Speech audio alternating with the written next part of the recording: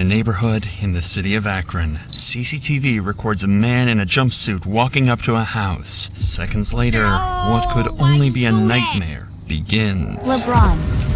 Akron 911. Well, I got a fire going on 4th Avenue. It's fully engulfed. I think there's people in the house.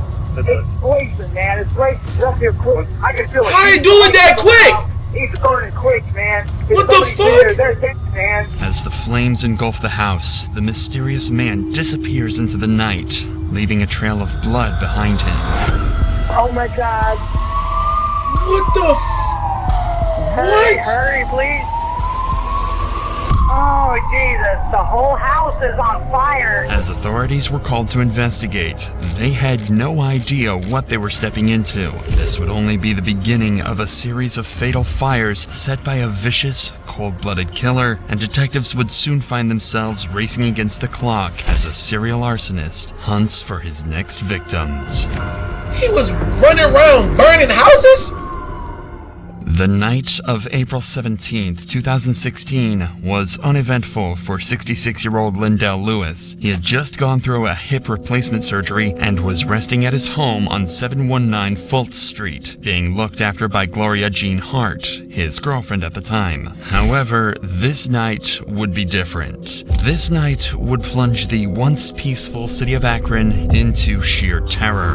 In the early hours of April 18th, close to 3:33 a.m., CCTV footage captured a man walking in the direction that led directly to Lindell's house. And moments later, tragedy would strike the house of Lindell Lewis. Because he was in a hurry to escape, this first attempt at setting the house on fire had failed and the flames died out, prompting the arsonist. So this weird ass nigga gonna go back and double, bro. Yo, like, chat, like, what, bro? Who do people be putting on this earth, bro? Who do people be putting on this earth, bro? Oh, why you do that? What? Is to make a return for a Let's do a second poll. If time you black to or make white, I sure got he 1 finished the trillion on job. white. I At think he around black. I ain't 3:40 gonna cap. a.m. and approximately 3 minutes after this second round of dousing the house with what appears to be Like, who gasoline, got time for this? a raging fire would swallow up the entirety of Lindell's house. This was an Niggas early don't wanna be Monday morning, streamers? and most people in Lane Worcester neighborhood were asleep preparing for work. No one would have been awake to see who this masked arsonist was. More importantly, whoever this was well aware of Lindell's hip surgery, as it had made him wheelchair-ridden and unable to move. This meant that the fire was started knowing that he would never be able to escape. And soon enough, 911 calls would begin pouring in as the fire raged on.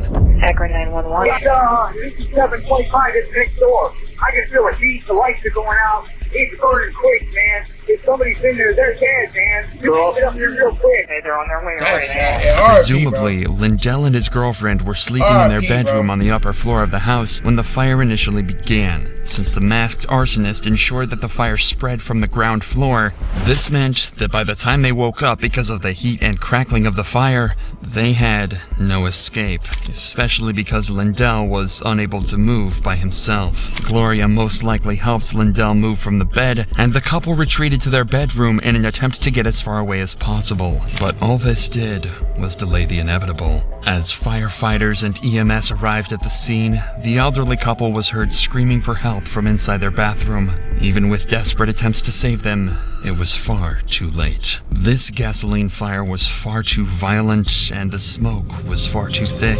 Gloria Jean Hart and Lindell Lewis were pronounced dead by the time they were discovered.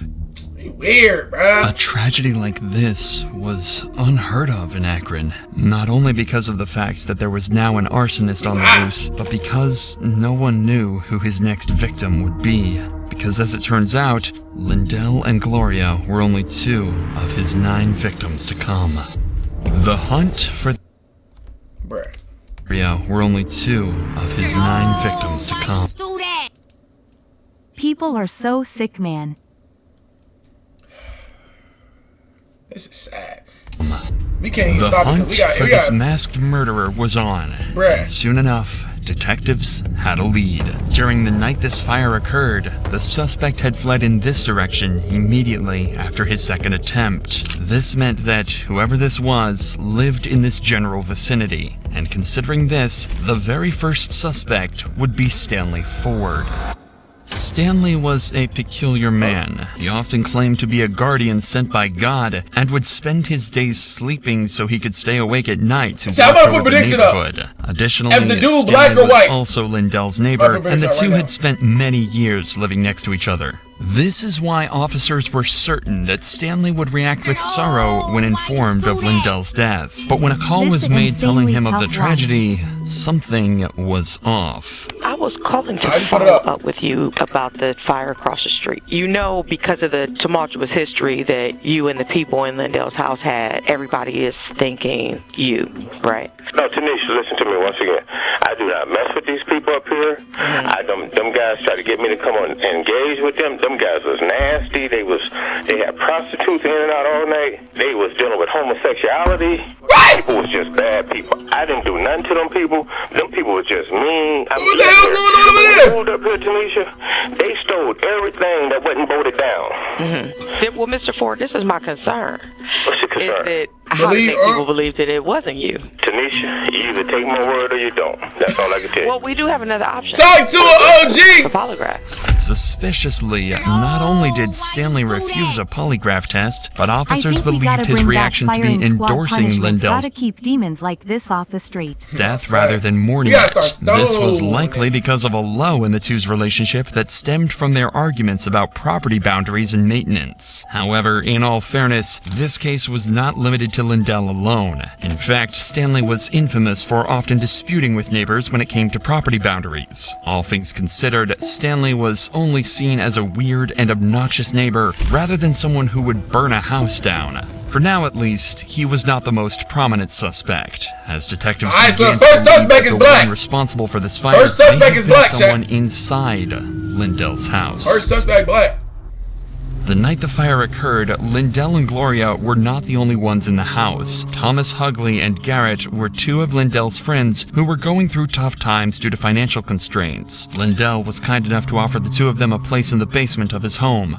Fortunately, Thomas escaped before the fire could swallow up the basement, but Garrett, on the other hand, just so happened to be somewhere else that night. By April 22nd, 2016, Akron detectives would call in Garrett for an interview to find out what really happened. First, let me say that I hate having to put you out there like that. Like all of That was terrible. Like, what the hell? Heck, you guys, that's my first language. But I was worried because they said you lived down there and I hadn't seen or heard from you, so I waited. yeah, I was there earlier that day because I was over my auntie's house doing a job for her. Now, what's her name? So bro killed somebody that was helping people out. Williams. I forgot her last name. Wild turkey. Very wild turkey. Across the street, right there. Okay. Now, I ain't trying to, stir your brain, because the main reason I want to find you, make sure, one, that you safe and you okay, and to find I didn't know nothing about it until my sister then called me, and Mr. Hughley called me. And what would they say?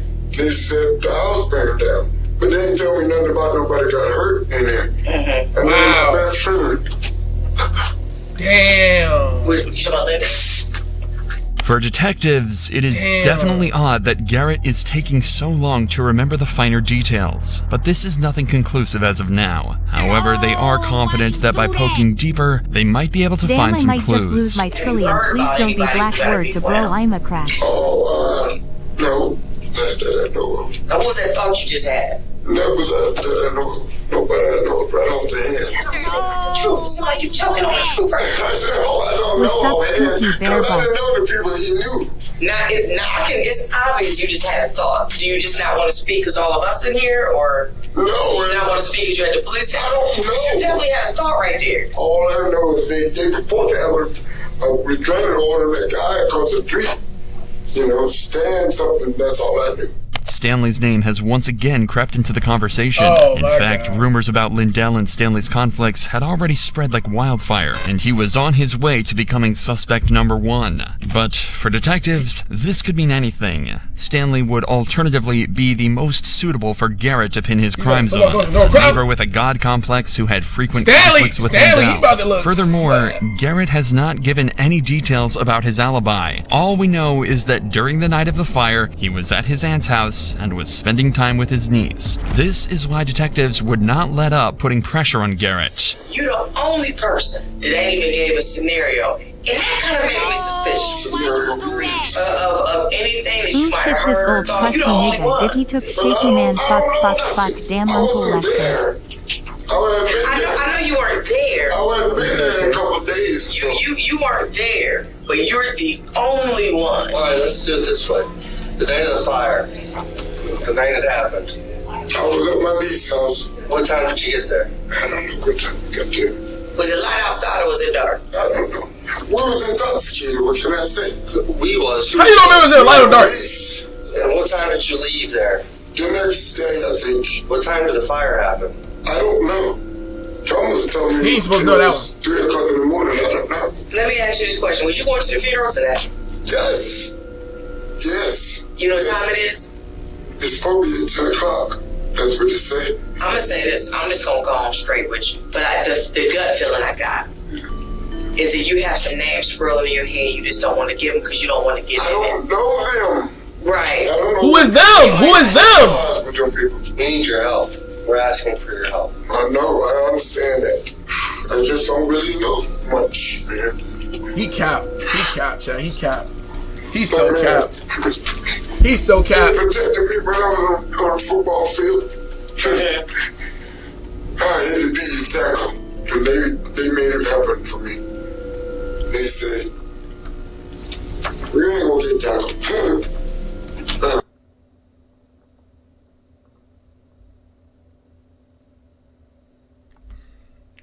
This nigga over here having vivid dreams about him playing football back in the day.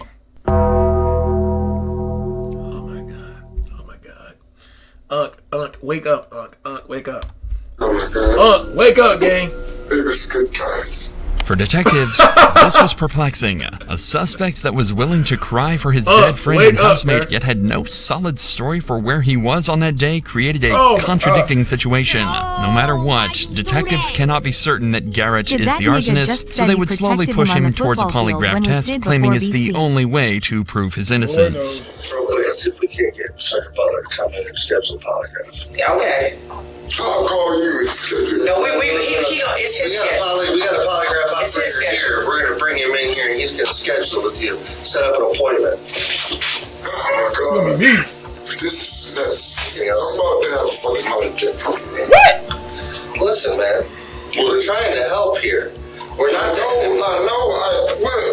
If I can help you, I will. I swear to God, I will. Well, if you need to get something off your chest Niggas and that will let be us you know at something that that age you talking know, about that fake you will ass feel a whole Gatorade lot player better. of the year. I was Gator Player of the Year 2019. Why y'all putting it on me? I wasn't even because you there. lived in the house for 2 years. Yeah, but I was never there, homie. And you're saying that you don't know or Chad, what if it's him low key? I'm not. I haven't been here long enough to hear the this. car fire that happened in 2013 and you were in the house. You have no clue of who may have started. You're saying nobody gave any names. No scenarios, no theories, no nothing.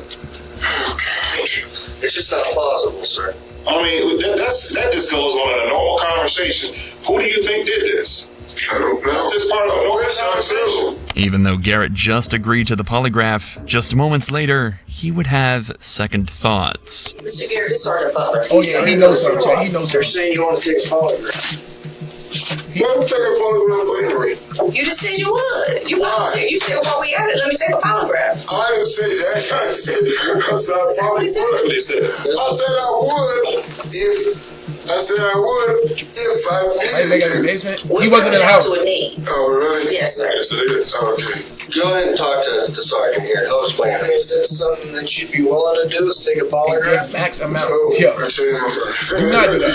That ain't working. Why is that working like that? You finally told I us didn't mean that. I said I might. Usually, suspects are never legally obligated to undergo a polygraph I ain't gonna lie. test, even if they Chat, bruh getting investigated like, damn, did he do it? Like, they investigating that nigga hard, chat, pause, but damn. These tests are not presentable in court due to a lack of accuracy and reliability, since results are affected by several factors like anxiety and mental and physical health. And with Garrett's insistence that he is innocent and was not at Lindell's house often, detectives are stuck with no other suspects. Their only remaining choice was Stanley Ford, the self-proclaimed... That looked like the same body build too. But at this point, this was more of a gut feeling for detectives, as they could not put up a plausible case against him for an arrest. In their eyes, many suspects were just as suspicious as Stanley, if not more. This meant the Arkan arsonist was still on the loose, and maybe these investigations had scared him, because things seemed to settle down. For the entirety of 2016, there were no more fires, and most began to forget about the incident. However, this peace would soon come to an end. Oh God. On January 23, 2017, someone set fire to a vehicle on 723 Russell Avenue, just a few blocks away from the first fire. The next 2 months would be another wave of silence from the arsonist until May 15, 2017, when close to 3 a.m., Lane Worcester neighborhood was given another rude awakening. Multiple people are dead after a house fire in Akron this morning, and at least some were children. The Akron Fire Department says the home was fully engulfed when they arrived. The heat was so high, a staircase melted away. The exact number of victims has not been released. A fire on 693 Fultz Avenue had resulted in the death of 7 people. 35-year-old Dennis Huggins and 38-year-old Angela Boggs, along with their 5 children, aged between 16 months and 14. Man, that'd be the worst, dog. That'd be the worst, bro. Oh, that'd be the worst, gang. That'd be the worst. That'd be the worst, bro. That'd be the worst, dog. RIP to this family, dog. Oh my God. Years. This was the second major fire after the Lindell home was burned to a crisp 13 months prior. The fire had started in trash cans placed at the front of the house and spread quickly through the porch into the home. However, this was no accident. According to a forensic analysis, an accelerant identified as gasoline was dumped into the cans. The flames were intense and enveloped the house within seconds. There was no room for escape. And just like the first fire, all 7 victims were found huddled in corners of the home as they had been trapped by the smoke and flames. The bodies had been burnt so badly that the only way to identify them was through a DNA test. This was a tragedy.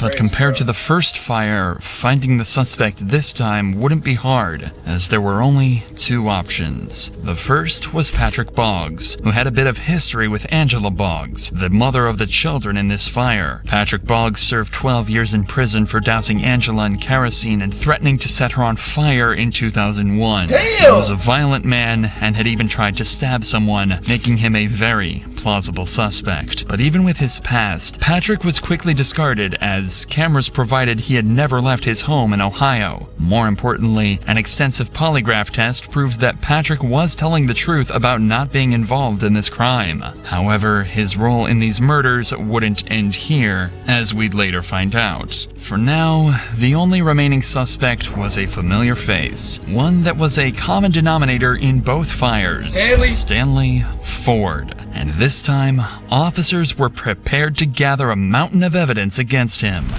They treat me like I'm a suspect, man. I'm not a suspect. The first step was to obtain a search warrant for Stanley's home, which would result in a crucial piece of evidence being found: worn-out tennis shoes that had been covered in an accelerant. An accelerant that just so happened to be gasoline. But the evidence wouldn't end here. One of the detectives would decide to have a one-on-one conversation with Stanley in his car, and what he says would be nothing short of disturbing. No, listen what I'm saying to you, Stanley. This is so wrong, Stanley, listen what I'm saying to you. Embarrassing to my neighbor. Listen what I'm saying. You mentioned some things last night about some bad people at the house, or... Well, to me, I thought they was bad kids. The stuff they was just doing immature stuff in the neighborhood. Like what? Shit, kicking vehicles, rear view mirrors, busting them out and stuff like that. Is that a good way to get rid of somebody moving out the neighborhood or get rid of that? No, I wouldn't do that. I wouldn't do it like that. Why would I do that? I wouldn't do it at all. I ain't gonna set somebody on fire just to get them out of the neighborhood. That ain't That ain't godly, like, man. That ain't. I know that.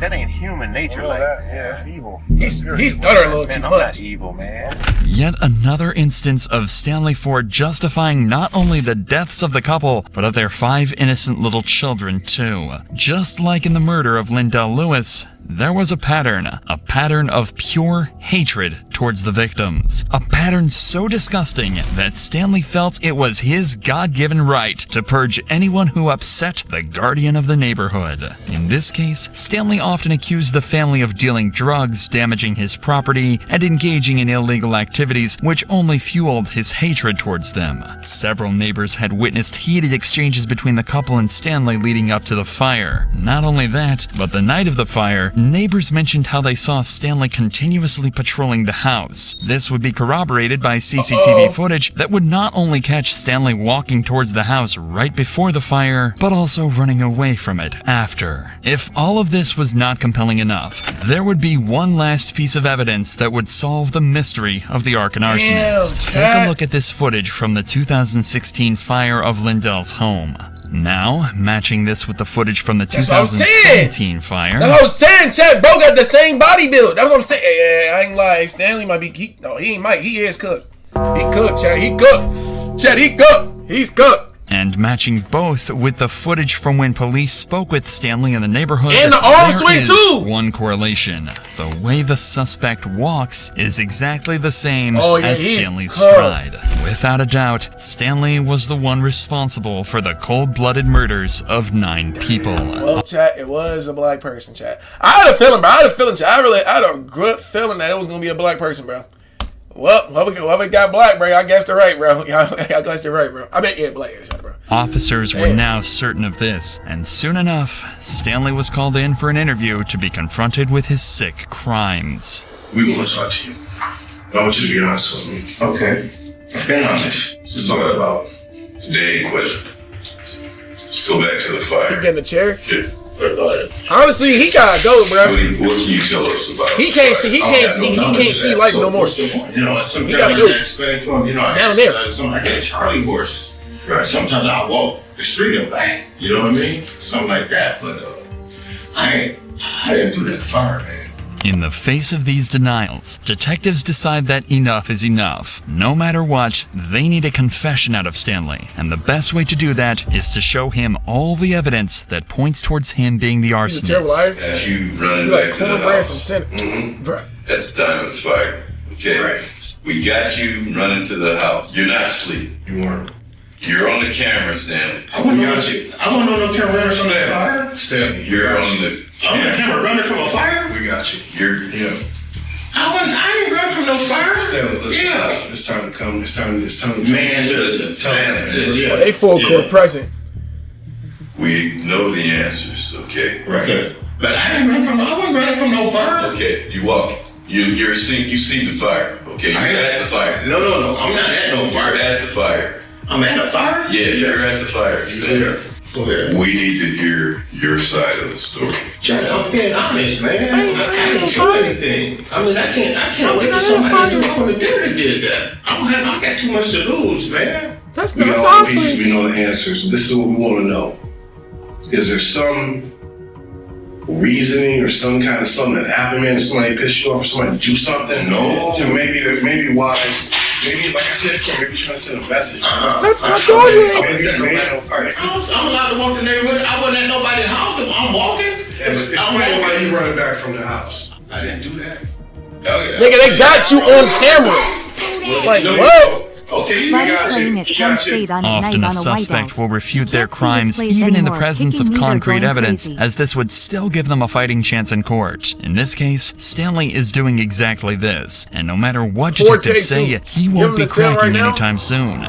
Y'all believe that I did it? No, we proved that you done it. Damn! I wouldn't dare to did that, man. Do you want me to explain your charges to you, or do you want to explain them? I didn't do it. I'm serious, I didn't do it. I'm not going to admit to that. I didn't do it. If I did, I admit to it. I didn't do that. Let me explain your charges. Go ahead. Okay.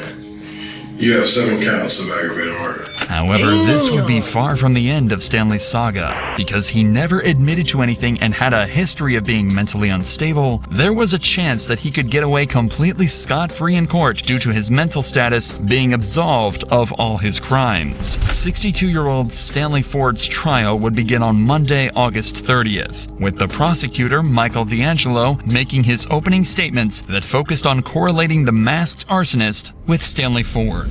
That timeline, his statements, and the similarities of his actions show his opportunity. And ladies and gentlemen, the evidence, all of that will reveal his identity. And that will show you that when the defendant gets angry with his neighbors, he sets their property on fire and he kills them. Bruh, that don't even sound right, bruh. That don't even sound right.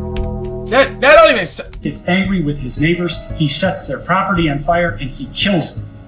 Like, what? And at the conclusion of this case, Mr. LaPrinzi and I are going to ask you He said, nigga grew to find dreads. the defendant guilty of all the charges and all of the specifications. Stanley's defense, on the other hand, knew the kind of How do you uphill defend battle somebody that they like were that? facing and decided that the best approach would be not to prove Stanley's innocence, but to disprove the suspicions of his identity. A lot of the evidence that you're going to be presented to is not a dispute. It's not a dispute that there were 3 fires set. It's not a dispute that all 3 fires were set intentionally. And it certainly is not a dispute that there were 9 deaths. The coroner, the medical examiner is going to come in, talk to you about the homicides that she ruled, and then the cause and the manner of all 9 of those deaths. Those facts are not in dispute. But again, as defense, You got raised, we man. told you, and you know that the state of Ohio has the burden of proof to prove each and every element. Defense has the burden to prove nothing. On the surface, this might seem like an open and shut case, but Stanley's defense has planned for these hearings thoroughly and knew exactly who to blame, because there was one person who could turn the tides in Stanley's favor: Patrick Boggs, the same man who was the initial suspect for the second fire. When Patrick was arrested, the most conclusive evidence to dispel suspicions was his polygraph tests, but these tests are not admissible in court. This meant that when lead detective Troy Looney was called to the stand, he could do nothing but watch as the defense twisted this case. You knew during the course of your investigation in 2001 that Patrick Boggs tried to set Angela Boggs on fire, correct? Correct. Also beat her up, correct? Correct. He believed she was cheating on him with a black man, correct? Correct. That piqued your interest in this case too because of who Angela Boggs was now dating, fair? That's correct. This line of questioning puts the prosecution in a tough spot, as Detective Troy could not immediately dispel the doubts of Patrick being the suspect using the results of the polygraph test. However, the defense would not lose momentum on this win. They would play their final trump card, bringing in Patrick Boggs himself as a witness. And at this time, do you choose to testify? I choose plead the fifth, and not testify at all. So you're choosing to invoke your Fifth Amendment right against self-incrimination, is that correct? Yes, ma'am. With him pleading the fifth, the defense's case became much stronger because for the jury, a suspect refusing to answer questions meant that he did not want to incriminate himself in a crime that he may have been involved in. Hold on, wait, just wait. Shifting some of the blame off of Stanley. Fortunately, there was one silver lining. A major step of the defense's plan was to use Stanley's extreme beliefs to drive the case towards an evaluation of his mental health. Unluckily for them, if Stanley didn't hesitate to murder 9 people, he wouldn't hesitate to fight his own Hold on, Chad. He was bald at one point. How did that nigga go from bald to having hair? How is that possible? Yeah, no, bro. defense team and admit in front of the jury that he had no mental issues. I didn't commit a crime to be put in to deal with all these competence of these different psychologists and psychiatrists and stuff. Does that make any sense, you know? But I gotta tell you, I thought if you bald, you bald incumbent forever. upon you to collaborate with Dr. Cartledge. I'm not saying a doctor, Your Honor. I'm done with it. I'm not saying no more doctor. At this Johnson point, did his the bit. only thing left to do was for the jury to come to a decision. However, even with every single one of the defense's attempts to save Stanley, the decision would come out to be in favor of the prosecution due to the overwhelming evidence they had. The similar walks of the suspect, recordings of Stanley expressing his hate towards his neighbors, and Stanley running back to his home after the second fire. One verdict, one aggravated murder regarding Angela Boggs.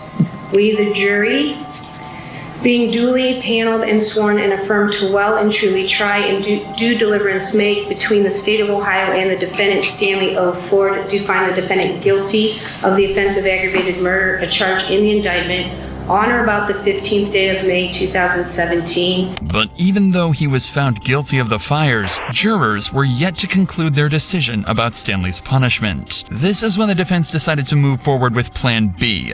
Do anything to save Stanley from the death penalty. No, you can't say that nigga from that.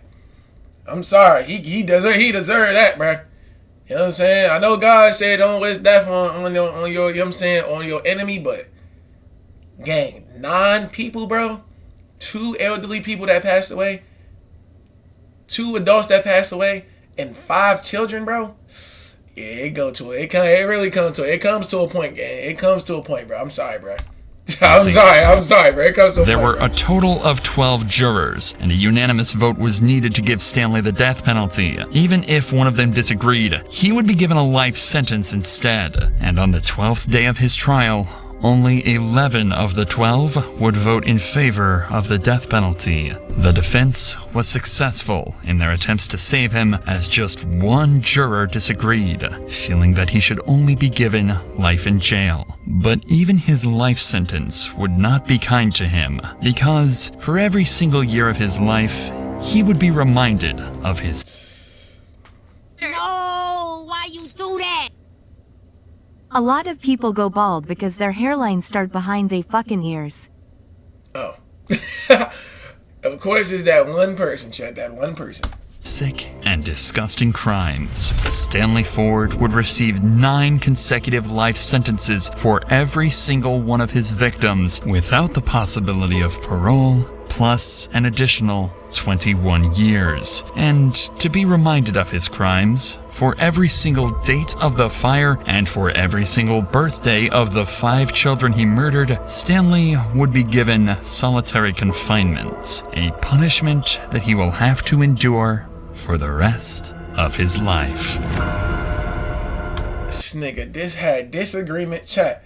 Nigga had disagreements. He had disagreements with his neighbors, said, fuck it, let me go set their house on fire.